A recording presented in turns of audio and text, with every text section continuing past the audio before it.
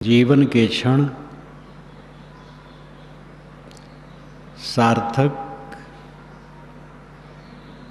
साधना में बीतना चाहिए, जिससे मन सरल हो, पवित्र हो, संतुलित हो, अंतर्मुख हो। ऐसा काम करना जीवन की सार्थकता है। इसमें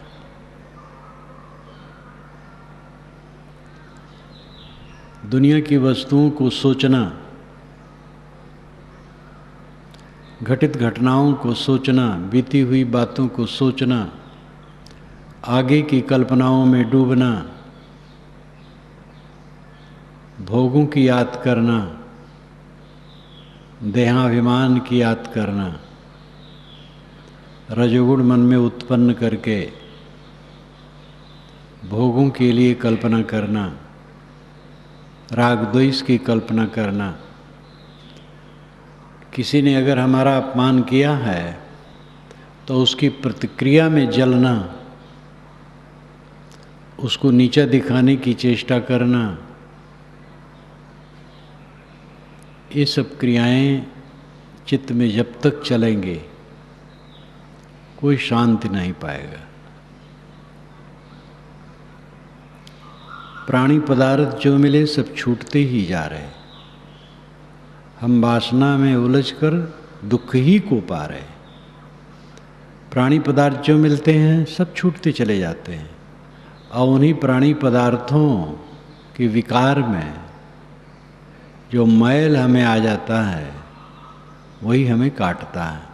न प्राणी रहेंगे, न पदार्थ रहेंगे, न परिस्थितियां रहेंगी, सब भागती चली जा रही, कुछ नहीं रहेगा। वह धन्य है जो हिमालय पर्वत की तरह स्थिर होकर के सब समय निर्विकार भाव से जीता है। ये पूरा जीवन ही साधना का क्षेत्र है। क्षण क्षण अपने को साधना में रखो।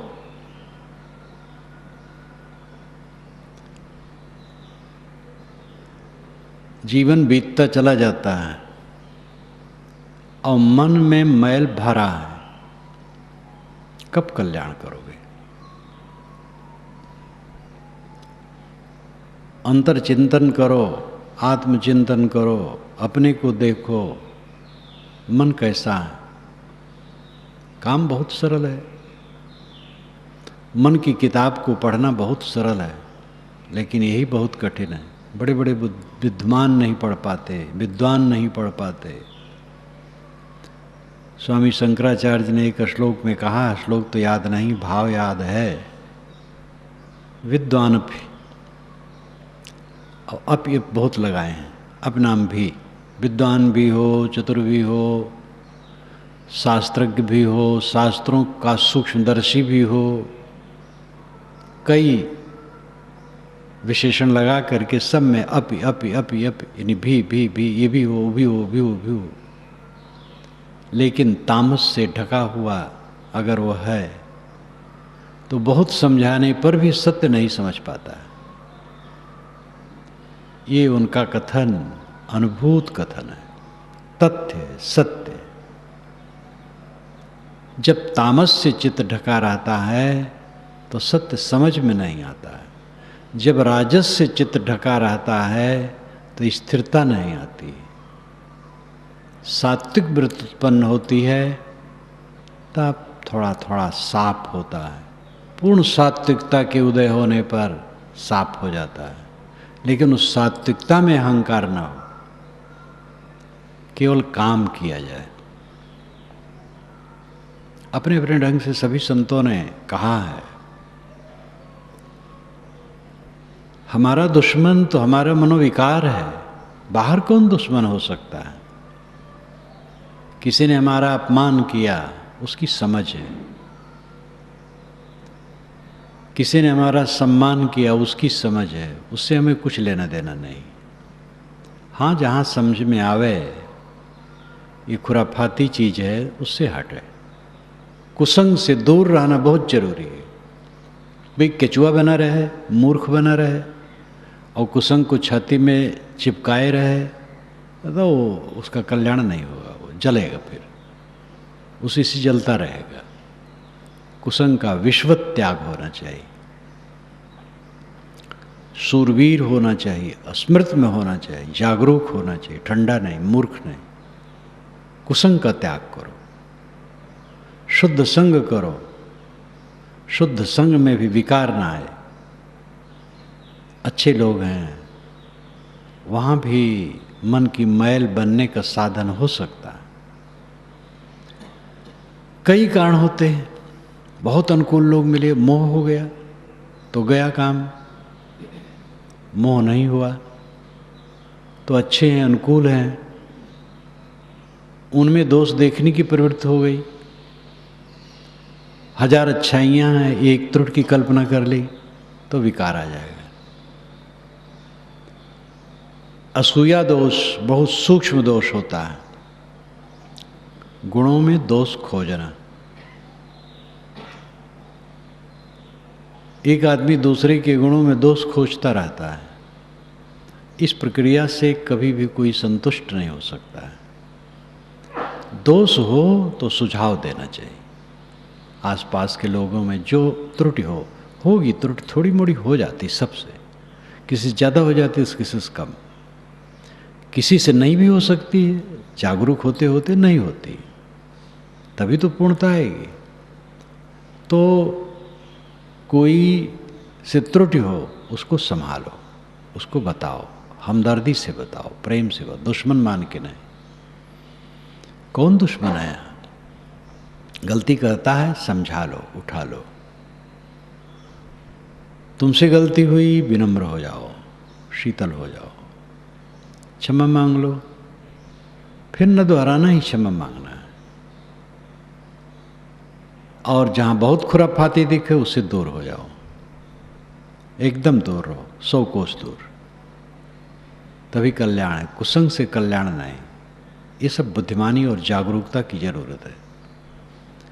लेकिन किसी क्षण भी अपने मन में मैल रखोगे तो शांति नहीं पाओगे।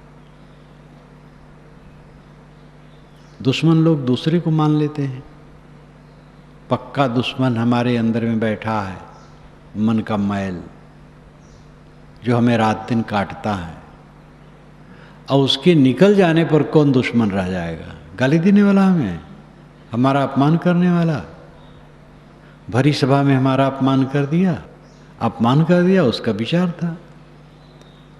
आदमी के अंदर में जो रहता वही तो निकलता है। एक महात्मा को एक गाली दे रहा था, शिष्य ने कहा महाराज वो गाली दे रहा है, आप मीठी मीठी बात कर रहे हैं। तो कहे बेटा, हर वस्तु अपने रस को टपकाती है, वस्तु में जो रस है वही तो टपकेगा, उसके अंदर में जहर है वो टपक रहा, क्या मैं भी जहर धारण कर लो? एक ने दूसरे से कहा आप मुझे गाली दे करके देख लीजिए, मैं क्रोध नहीं करूँगा। तो उन्होंने कहा हाँ, तो मैं अपना दिमाग खराब कर लूँ आपकी परीक्षा करने के लिए। कुल अपने में विषमृत है, अपने को शोधो, अपने को देखो। हमारा कल्याण हो जाए तो कहीं अकल्याण है? हमारा कल्याण हो गया तो हम अमृत हो गए, और इर्द गिर्द रहने वाले जिनकी आंखें होगी वो देख सकेंगे, वो भी लाभ ले सकेंगे। ये भी पक्का है कि बहुतों की आंखें नहीं होती, बहुत अच्छे अच्छे पुरुषों के पास रहने वालों में भी सबके आंखें नहीं होती, देख नहीं पाते। बलवंत सिंह गांधी के सेवाग्राम में रहते थे। सेग्राम मराठी भाषा में सेग्राम नाम था, लेकिन गांधी जी के पहुंचने पर थोड़ा सा परिवर्तन करना, सेवाग्राम हो गया। वो अवशेष अभी भी है, अब तो पर्यटक स्थल है। गांधी जी जहाँ बैठते थे और सब जगहें हैं, छोटी छोटी कुटिया। एक कुटिया बताई, इसमें जवाहरलाल रहते थे। जवाहरलाल जैसा पुरुष जिसके शौचालय में कोई अंग्रेज जब गया था तो उसकी हिम्मत नहीं हुई टट्टी करने। अरे कहे भाई इसीलिए बना ही है।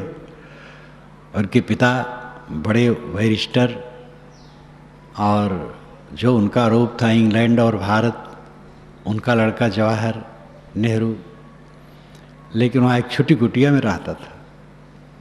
एक बार जब पहुँचे तो कस्तूरबा से उन्होंने नमस्कार किया। कस्तूरबा ने कहा, बेटा खुश रहो, ईश्वर तुम्हें सुखी रखे। कहे, ईश्वर ईश्वर करती हो, ईश्वर बेकार की बात है, ईश्वर। वो थोड़ा उत्तेजना कहते ही थे, वो बेचारी हक्की बक्की रह गई, बोली वाली स्त्री। तो गांधी जी ने हंस करके कहा, अरे भाई, ईश्वर इसके कंधे में कंधा मिला के इसका काम नहीं करता है, इसलिए ईश्वर पर ये क्रुद्ध है। जवाहरलाल को कहे तो वहाँ बलवंत सिंह रहते थे, उनकी पुस्तक भी है। जब गांधी जी मर गए, वहीं थे वो, दिल्ली में मरे हो, तो सोचे कि अब वहाँ जाऊँ तो हमें घुसने भी नहीं देंगे लास्ट तक पुलिस, तो नहीं गए। फिर कुछ दिन के बाद घर चले गए। वहाँ से जब लौटे, एक बार सेवाग्राम आए, जहाँ गांधी जी बैठते थे, वहाँ बाहर आकर के गिर पड़े, जोर से फूट के रो पड़े। उन्होंने खुद लिखा है कि गांधी जी के साथ रहते रहते मैं गांधी जी को नहीं समझ पाता था ठीक। उनकी महत्ता तो समझता था, कई बात मैं नहीं समझ पाता था, अब समझ पा रहा हूँ, अब अवसर निकल गया। पूरी दुनिया का इतिहास देख लो, अच्छे अच्छे लोगों के पास रहने वालों में कम लोग उनको समझ पाए। कोई समझ पाए ना समझ पाए छोड़ो, आपका काम है अपने मन को पूरा धो डालो, निर्मल, उसी से शांति मिलेगी। सुख से सोओगे, सुख से जागोगे, सुख से स्मरण करोगे, सुख से बैठोगे, उठोगे, लेटोगे, सब समय सुख सुख सुख सुख की धारा बहेगी। केवल अपने मन को निर्मल करने के लिए, लड़ने से नहीं, दूसरे को नीचा दिखाने से नहीं, दूसरे को तकलीफ देने से नहीं, षड्यंत्र करने से नहीं, कुचलने से नहीं, किसी की हानि करने से नहीं, और किसी को अनावश्यक श्रेय देते देते उसको पुलकाते पुलकाते नहीं। न्याय से रहो, विवेक से रहो, समझदारी से रहो, मूर्ख न रहो, विवेकवान रहो, सावधान रहो, संग कुसंग का ध्यान रखो, कुसंग का त्याग। खुराफाती आदमी से नमस्कार, दूर से नमस्कार, शुद्ध संग करो, लेकिन कहीं मोह ममता न करो। जागरूक रहने की जरूरत है, साथ साथ बच्चे का हृदय होना चाहिए निर्मल, एकदम हृदय बालक की तरह रहे। कल्याण चाहते हो तो राजनीति करना चाहते हो, लड़ाई झगड़ा करना चाहते हो, भोग चाहते हो, पद चाहते हो, प्रतिष्ठा चाहते हो, उसके लिए गुत्थिम गुत्था करना चाहते हो, तब तो अंधाधुंध है संसार, जो जिनके मन में आवे सो करे। अंग्रेजी कहावत है, जिसका हिंदी अनुवाद है कि खुराफाती लोग जब और जगह नहीं पाते हैं तो राजनीति करने लगते हैं। खुराफाती लोग राजनीति करते हैं, तो उन्हीं के लिए रहने दो, अपने कल्याण का काम सोचो। यहाँ पर जितने बैठे हैं, चाहे घर छोड़ के आए हैं, चाहे घर वाले हैं, सब के सब का उद्देश्य केवल एक है, मानसिक शांति। और बहुत सस्ता है, बहुत सरल है, बहुत सरल है। उसमें न विद्या की जरूरत है, न धन की जरूरत है, न पद की जरूरत है, न जाति वर्ण की जरूरत है, न वैदिक और इस्लामिक और ईसाइयत या और भी मोहर लगाने की जरूरत है, कबीरपंथी कहलाने की भी जरूरत नहीं। उसके लिए तो अपने को समझना है और अपने चित्त को शोधना है, इतने काम करना है। आप कौन हैं, आपके सामने क्या है? आप चेतन हैं, स्वसत्ता, आत्मसत्ता, और जो सामने है वो मन है, चित्त है। आपको तकलीफ चित्त से होती है, क्योंकि चित्त में मैल है, खुराफात है, विकार है। वो आपके अहंकार का परिणाम है, आपकी अविवेक अंधापन का परिणाम है। हम और आप अंधे हैं, देख नहीं पाते। छोटा सा मन उसको देख नहीं पाते हैं और उसके कूड़े कचड़े को नहीं निकाल पाते हैं। तो ये महाअविवेक है। अपने को समझो, अपने को देखो, केवल अपने को शोध लो, बाल हृदय बन जाओ, स्वच्छ, आपका बेड़ा पार है। आसपास वाले अपना डूबा में बेड़ा, कोई कैसो करे ना हमसे मतलब। श्री विशाल साहब ने गाया है, बहुत बढ़िया। कोई कैसो करे ना हमसे मतलब, चाहे बनावे चाहे बिगाड़े, भाव भावें करतब। निज पद में तो रहे अटल होए, मार्ग अपने धर तब। पवन प्रचंड बहे झकझोरन, सही रही भूमि न टर तब। जो आवे त्यों देव फिर आई, धर दरबान पछर तब। लाभ दिखाए घुसन जो चाहते, हुए अगर जो मचल तब। पूर्ण आप चाहे कस पूर्ण, धारण भाव यही नहीं भर तब।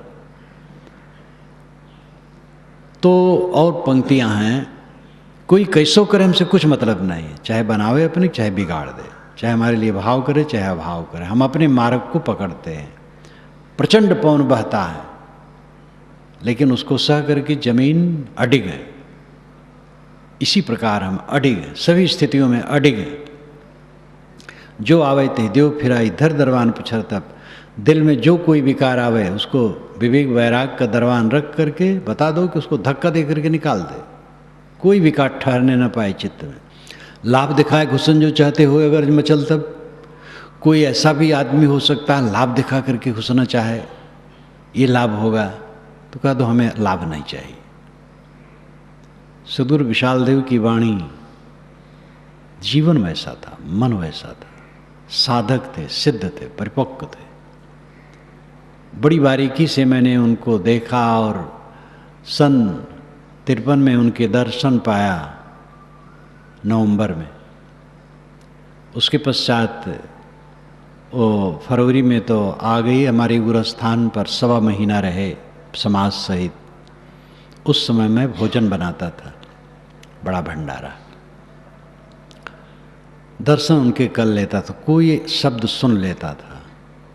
उसके पश्चात उनके पास जाने लगा बाराबंकी, तो एक बात कहीं बोल रहे हैं, आज कहाँ से आए हो, बस जाते समय पूछ लें कौन स्टेशन पर बैठे हो, फलाने स्टेशन पर सर, 2 मिनट गाड़ी रुकी थे, ध्यान दो, बस और कुछ नहीं। सन 58 से फिर हमारा उनका संवाद शुरू हुआ और निकटता शुरू हुई। 76 तक, 77 में शरीर छूटा उनका। सूरवीर संत, निर्मल संत, महान संत, एक एक वाणी उनके हृदय का रस है। कोई भी संसार सागर से पार होगा वीर बन करके, कायर बन करके नहीं। जो अपने मन द्वारा लतियाया जाएगा रात दिन, मन रगड़ रहा, प्रतिक्रिया में रात दिन रगड़ रहा, फलाने ने ऐसा कह दिया, फलाने ने अपमान कर दिया, हमारे छोटे ने ऐसा कर दिया जो हमसे छोटा है।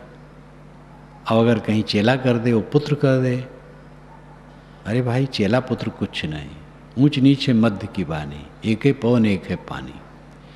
कौन छोटा है कौन बड़ा है, मर्यादा मानने वाले माने, तुम दूसरे की मर्यादा मानो। तुम्हारी मर्यादा कौन कितना मानता है इसकी परवाह न करो, सब बड़े, हमसे सब बड़े। ये भाव रखो, चित्त निर्मल रखो, निर्मल रखो, सदैव आनंद कंद रहो। मैल बना करके क्यों नरक भोगते हो? नरक तो अनाद काल से भोगते आए हो, आज भी नरक भोगो साधु भगत बन करके और सज्जन बन करके। कब स्वर्ग में पहुंचोगे? कौन दिन आएगा आगे? ये दिन क्या घटिया है? देखो सूरज उगा है लेकिन बादल ने उसको रोक रखा, उसके प्रकाश को। शीतल मंद सुगंध वायु, कितना बढ़िया सब वातावरण मिला है। आप उठ सकते हैं, बैठ सकते हैं, चल सकते हैं, बोल सकते हैं, सेवा कर सकते हैं और ध्यान कर सकते हैं। ये समय ज़्यादा दिन रहेगा? अचानक जाएगा। जवान लोग जो इसमें बैठे अहंकार न करें, जवानों को ठिकाना है। राम रूप ब्रह्मचारी हमारा सुंदर नौजवान, सुशील, प्रज्ञावान, अंतर बाहर बढ़िया, और घंटों में शरीर छोड़ दिया, कुछ पता न चला कि क्या हुआ। ऐसा शरीर है, किसी को कुछ पता नहीं, और रोज तो गल ही रहा है। कब काम करोगे, समय कब आएगा। आज खुराफात करोगे, कल्याण कब करोगे। सारे मन के मैल को रात दिन धो, स्वच्छ हो जाओ। कुछ साथ में नहीं, सब भागा जा रहा है। आए हैं ते जाएंगे राजा रंक फकीर, एक सिंहासन चढ़ी चले एक बधे जंजीर। जो आए हैं जाएंगे, राजा रंग फकीर कोई हो, एक सिंहासन पर बैठ के जाता है, एक जंजीर में बंध के। निर्मल मन का मनुष्य सिंहासन पर बैठ करके जाता है, मैला मन का मनुष्य जंजीर में बंध करके जाता है। बस इतना ही फर्क है। जिसका मन निर्मल है हर समय कमल की तरह चित्त खिला रहता है, दुख है ही नहीं। दुख कहाँ है? दुख तो अविवेक में है, अज्ञान में है। देहाभिमान जितना करो दुख है, अपने नाम रूप के प्रति मोह, इसको छोड़ दो, दुख नाम की कोई चीज नहीं। सब समय दुख रहित जिसका चित्त है, उस सिंहासन पर बैठ करके संसार से जा रहा है। भूतेषु विचित्र धीरा प्रेतास्माल लोकादमृता भवन्ति। भूत भूत में, प्राणी प्राणी में जो अपने सजाति को देख लेता है, इस संसार से छूट करके अमृत हो जाता है। या मन गही जो थिर रहे, गहरी धूनी गाड़ी, चलती बिरिया उठ चला, हस्ती घोड़ा छाड़ी। इस मन को पकड़ करके जो स्थिर रहे और ज्ञान की गहरी धुनी जमा दे। अलंकारों में वचन है, ज्ञान की गहरी धुनी जमा करके और मन को पकड़ करके एकदम बैठ जाए। ये मुन्ना को इधर उधर कूदने न दे। चलती बिरिया उठी चला, हस्ती घोड़ा छाड़ी। चलते समय क्या होगा? हाथी घोड़ा सब छोड़ के चल दोगे। गृहस्थ लोग अपनी गृहस्थी छोड़ के चल देंगे, हम लोग ये मठ मंदिर छोड़ के चल देंगे। ये सभागार में बहुत दिन रहने की जगह थोड़ा है। सभागार से उठ जाना है, जिन कमरों में हम लोग रहते हैं वहाँ से उठ जाना है। उठा उठाया है कुछ है ही नहीं है, सब झूठ। जो हरदम सब झूठ नहीं समझेगा उसको शांति नहीं मिलेगी। लेकिन दूसरा खतरा है, जो झूठ मानेगा व्यवहार उसका ठीक नहीं रहेगा। ये भ्रम होता है अज्ञान से। जिन्होंने झूठ माना उनका व्यवहार खूब गहरा और चाण रहा। स्वामी शंकर ने सब झूठ माना और 32 वर्ष की उम्र तक में तो उनका शरीर छूट गया। और उसके अंदर वो कितना काम की, कितना दौड़ते रहे, लिखते रहे, पढ़ते रहे, जगत को जगाते रहे। उनके ऊपर ऑब्जेक्शन कि उन्होंने बौद्धों का नाश किया, बिल्कुल झूठ है। बौद्धों को उन्होंने नाश नहीं किया, अपना विचार का। ये तो झूठे लोग लिख डाले हैं। शंकर दिग्विजय लिख करके उसमें शंकर को बदनाम किया गया है। शंकर कोई राजा महाराजा नहीं थे कि बंदूक लेके चलते थे। शंकर तो सन्यासी थे। उन्होंने कहा है कोई हमारे साथ दुर्व्यवहार करे तो हमारे में प्रतिक्रिया भी नहीं होनी चाहिए। कैसा भला हो सकता है कि वो किसी बौद्ध का विनाश करे? इतिहास कहीं नहीं बताता है कि शंकर स्वामी ने बौद्धों का विनाश किया है। ये शंकर स्वामी के ही अनुगामी बिना समझे और अपने गुरु की बड़ाई करने के चक्कर में और शंकर ने सबको रगड़ दिया, सुधन्ना राजा को साथ में लेकर के। अपने ही अनुगामी खतरनाक होते हैं। हिंदू समाज का विनाश हिंदू करता है, इस्लाम का विनाश मुसलमान करता है, ईसाइयत का विनाश ईसाई, कबीरपंथ का विनाश कबीरपंथी। इस आश्रम का विनाश अगर कोई करने वाला होगा तो आश्रम में रहने वाले कुचक्री लोग हो सकते हैं। अगर ऐसे लोग पैदा हुए इसका विनाश कर देंगे। बाहर से कौन विनाश कर देगा? आसपास जो बैठे वो विनाश कर देंगे। गाली देते रहे वो नहीं विनाश कर पाएंगे। यद्यप हमारे चारों तरफ जो बैठे उनका प्रेम है, यहाँ गाली देने वाला कोई नहीं। हमारे शरीर का विनाश दूसरा कर देगा। हमारा खान पान आचार विचार खराब होगा, विनाश हो जाएगा। दूसरा कौन विनाश करता है? आप अपने को संभाल लो, 3 लोक भय ना है। तू मत जाने बाबरे मेरा है सब कोय, प्राण पिंड सो बधि रहा सो नहीं अपना होए। अरे पगले, ये मत समझ ये सब मेरे हैं। प्राण से जो पिंड बंधा है ये तेरा नहीं है। दर्पण में जिस चेहरे को देखता, आंख, नाक, दांत, गाल, मूंछ, वो अपना नहीं है, विदेश है, सब विदेश है। इंग्लैंड के खेत में मिट्टी का एक लौंदा पड़ा है, उतनी दूर से भी अपना माना हुआ शरीर दूर है।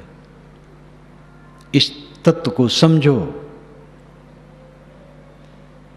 दीन गवायो दूनि संग, दुनी न चाली साथ, पांव कुल्हाड़ी मारिया मूर्ख अपने हाथ। दीन गवायो दूनि संग। दीन के दो अर्थ हो सकते हैं। दीन दिन, दिन दून के संग बिता दिया। दून नाम दूसरे के संग, मोह माया के संग, अपने आप में न रहा, पराया हो गया। दीन गवायो दूनि संग। दूनि संग, दूसरे के संग, द्वैत के संग, माया के संग, आत्मज्ञान, आत्म विचार, आत्म संयम में न रहा, बह गया चारों तरफ। और दीन का अर्थ अरबी भाषा के अनुसार धर्म है। वो धर्म संप्रदाय नहीं, दीन तो केवल धर्म है। मजहब संप्रदाय ये बाहरी है। दीन गवायो दूनि संग, दूसरे के संग में अपने धर्म को तो खो दिया। अर्थ दो ढंग से है लेकिन बात एक ही है। दुनी न चाली साथ, लेकिन ये दुनी, ये द्वैत जिसमें तुम मोह किया, जिसका अहंकार किया, वो तेरे साथ चलने वाला नहीं, कुछ भी चलने वाला नहीं। शरीर पीड़ा दे दे करके गल गल करके मर जाएगा। किस अहंकार में बैठे हो? आसपास के लोगों को नहीं देखे हो? सड़ सड़ के मरे हैं, घुल घुल के मरे हैं, रगड़ रगड़ के मरे हैं। और किस प्रमाद में हो? मोह भंग करो। पांव कुल्हाड़ी मारिया मूर्ख अपने हाथ। ये मूर्ख अपने हाथ से अपने पैर में कुल्हाड़ी मारता है, अपना विनाश करता है, अपने मन को खराब करता है, वाणी को खराब करता है, कर्मों को खराब करता है। मैं भौरा तुहि बरजिया, बन बन वासन ले, अटकेगा कहूँ बेली से, तड़फी तड़फी जिए दे। कितना मार्मिक है। तीर लगती है तो शरीरधारी को चोट होती, पत्थर को नहीं। जिसके हृदय में जितनी जगह होगी ये वाणियाँ चुभेंगी। पानी सर्वत्र बरसता है, टिकता वहाँ है जहाँ गहरा होता है, गहराई होती है। मैं भौरा तो ही बरजिया, बन बन बास न ले। अय भौरा, मैंने तेरे को बरजा रोका कि बन बन में, उपवन में सुगंधी न ले। अटकेगा कहूँ बेल से, तड़फ तड़फ जिए दे। अटकेगा कहीं बेल में, तड़फ तड़फ जिए दे। कटीले और जहरीले पौधे में, बेल में, लता में कहीं फंसा तो तड़फ तड़फ करके जान देगा। ये अन्योक्ति अलंकार है। कहा कुछ जाए अर्थ कुछ हो, ये अन्योक्ति है। सीधी बात है। ऐ मन भौरा, मैं तेरे को रोकता हूँ, बन बन बास न ले। ये दुनिया के उपवन में मोह न कर। अशुभ में तो मोह कर ही ना, शुभ का भी अहंकार न कर, शुभ का कर्तव्य कर। अपने को हर समय मुझ में से सीख निकाल लेने के समान सारे प्रकृति जाल से, सारे दृश्य जाल से निकाल करके रखो। आत्मा शुद्ध, बुद्ध, निर्बल, निर्विकल्प, निराधार, असंग है, वही आप है। ये मन का व्यापार आप में नहीं है, विज्ञान का व्यापार आप में नहीं है। जो अहम महम होता है आनंद दुनिया की चीज़ों में, वो भी अपना स्वरूप नहीं है। अपना स्वरूप तो शुद्ध शांत निर्विकार है। इस भाव में जियो और कहीं अटको मत, नहीं तो तड़प तड़प करके जान दोगे। इसलिए सभी साधक गृहस्थ हों, विरक्त हों, स्त्री हों, पुरुष हों, वे अपनी सत्ता को समझें और अपने आगे जो मन है उसको समझें।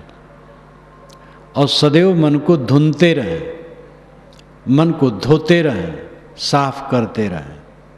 मन संयत, शांत, सरल होगा तो हर समय सुख है। और जो मन में उलझा रहेगा, प्रतिक्रिया में, लोभ में, क्रोध में, काम में, मोह में, अहंकार में, वो जलता रहेगा।